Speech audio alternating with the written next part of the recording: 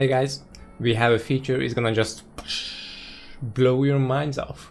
It's all about knowing your opponents better, it's all about what their race pace was, what their average race pace was, how many incidents they have, and so on, so on. Let's have a look.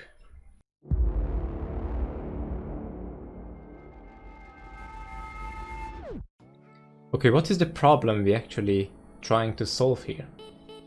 So oftentimes you drop into a session and you wonder, okay, who are my opponents really? What is their race pace on this track with this car? What is mine compared to them? How did they perform before? These questions you just cannot answer because you have so many racers in iRacing, and even if you do realize some of the people there, in the majority of time you won't remember how they performed. Even if you remember their names, you will never be able to tell how they performed, except if they won the races every single time. Then you remember them, right? They piss you off. But here is the thing. Now you're going to be able to tell how they performed, you're going to have a better strategy for your race, you're going to be able to prepare for the, let's say, the upcoming threat from behind, or you can even pressure the guy in front because you see that your race pace is actually better. So here's where you find it. Go to the overlays menu, standings, and then there will be a tab called race briefing. Now, this is the place when you can edit different settings of this feature, of this integration.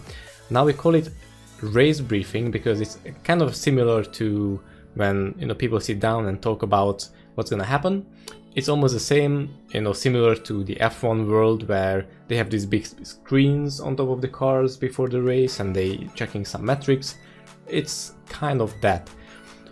So, in order to use the feature, it needs to be turned on. There's a switch where you can turn off or on the feature, and at the beginning you don't see anything, right? The standings overlay looks just as it did before, and it's because there is a button you can activate it to see how it looks like, okay? So if you read the description, you're going to notice that there is an auto activation mode and there is a manual activation mode that you can actually trigger, and this is the Control Shift and B. Now this preview button here does exactly the same. You just need to click once instead of pressing 3 different buttons. But if you are already in the session, you can actually use this shortkey. So if I click on the preview, we're going to see a different version of these standings. So notice that on the left side, nothing has changed on the main panel, but on the side panel, everything changed. And this is a race briefing view. There is only a few things turned on right now, 3 different metrics, but it's a good place to start. So we have, if you see on the bottom, we have a lot of different options to toggle. Originally, only 3 of them are turned on, which is club, obviously driver club name, average race lap time is the average race lap time of the driver, and the race results, which is a result of the last 5 races. So where did you finish, or where did the driver finish in the last 5 races? So let's have a look. Club is over here on the first column. We can see all the drivers and you can see where they are from. And the average race is the average race pace of the driver. Race column. The race column, as you can see, there is a divider here that tells you that everything that comes after this divider, it's about the results of the last 5 races. So the race column, which is turned on here, I can turn it off and on. This tells you what results did these drivers had in the last 5 races, in the latest 5 races. So if you have a look at the P1, which is Renan, we can see that he finished 1st, 11th, 11th, 2nd and 3rd. So these are his results. And now, we already can tell that he's gonna perform pretty good. As you can see, none of the other drivers had more than 1 race. Okay, so I'm going to turn off the club and probably the average race lap time, just to have more space here. We don't have too much space in the preview to show. I want to turn on the next ones, which is the fastest lap time and the fastest lap time delta. Now you can see these fastest race times, and you know, if you have friends, it's a fun thing to compare. Oftentimes it's hard to just realize, okay, I have 146.1, okay, my friend Matthew 147.8, that's a difference of 1.7, you know, it's hard to calculate. So we have the race delta that helps you immediately see what is the gap there.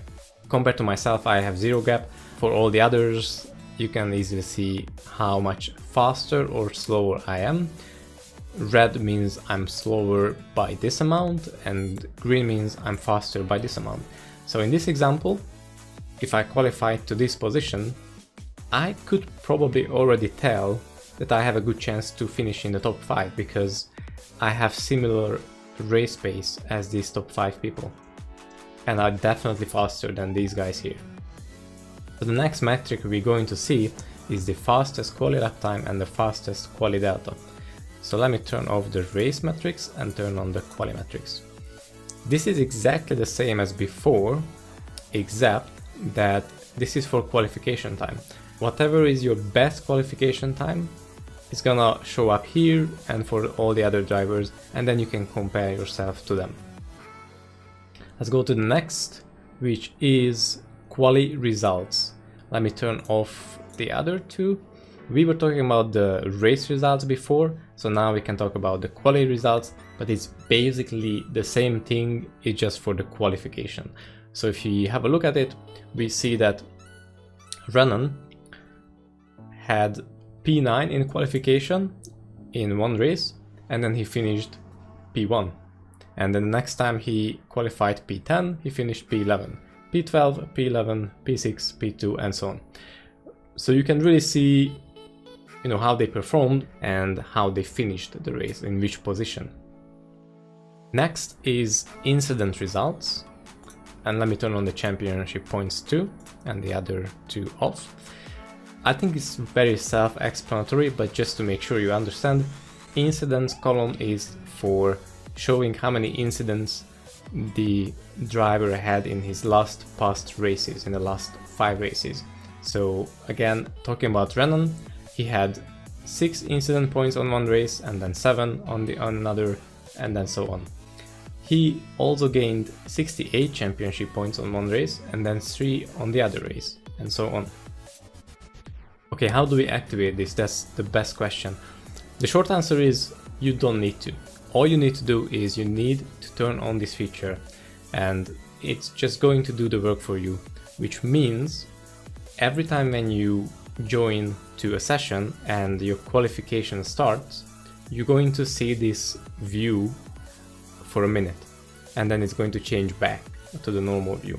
So if you're talking about an example, this is how the standings look for you. Then when you join to a quali session, it's immediately going to switch to this view for 1 minute, and then after 1 minute it's going to switch back like this.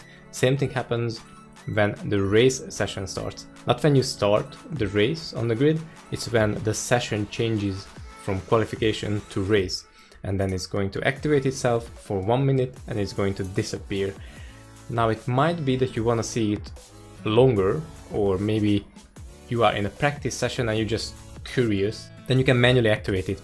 Again, we have this small note here, so when you press Ctrl Shift and B,